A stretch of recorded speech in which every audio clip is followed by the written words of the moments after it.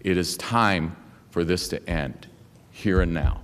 After President Donald Trump's lawyers ended their third and final day of arguments early on Tuesday, Senate Majority Leader Mitch McConnell reportedly said in a private meeting with his fellow Republicans that he did not currently have enough votes to block witnesses in the Senate's impeachment trial, following the revelation that Trump's former national security advisor said the president told him he wanted to halt security aid to Ukraine until it pursued investigations into political rival Joe Biden, an allegation that strikes at the heart of the abuse of power charge against Trump. If John Bolton said this, it was only to sell a book. Trump's lawyers on Tuesday dismissed the new bombshell claims from John Bolton and asked senators to disregard them. Responding to an unpublished manuscript that maybe some reporters have an idea of maybe what it says. That's what the evidence, if you want to call that evidence, I don't know what you'd call that. I'd call it inadmissible, but that's what it is. Earlier this week, the New York Times reported that Bolton describes in an unpublished book manuscript Trump's central role in a pressure campaign aimed at getting Ukraine to investigate Biden and his son, Hunter.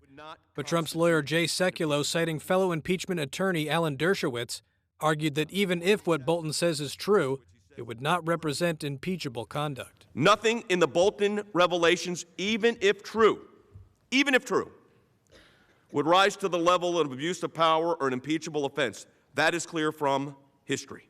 After Trump's lawyers wrapped up their arguments, the head of the House Democratic team of managers prosecuting the case against Trump said the president's own legal team only bolstered the case for calling Bolton to testify. It's clear, I think, today that they are still reeling from the revelation of John Bolton's book and what he has to say, the very relevant and probative quality of the testimony that he should give the Senate. At least 4 Republicans would have to side with all Democrats in a vote to allow witnesses. I don't believe they have the votes. And Senate Minority Leader Chuck Schumer made a fresh appeal on Tuesday for Republican senators to join Democrats in voting to call witnesses. Look, I hope that we have just 4 Republicans, all we need is 4, who rise to the occasion and say we need to find out the truth. And I would remind my Republican friends, these witnesses we've asked for are not Democrats, they're not anti-Trump people, they're his own appointees. We don't know if what they say will be exculpatory or further incriminating, but let the chips fall where they may. Get the truth.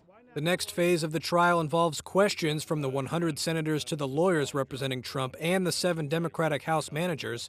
The Senate may resolve the issue of whether to call witnesses in a vote on Friday or Saturday.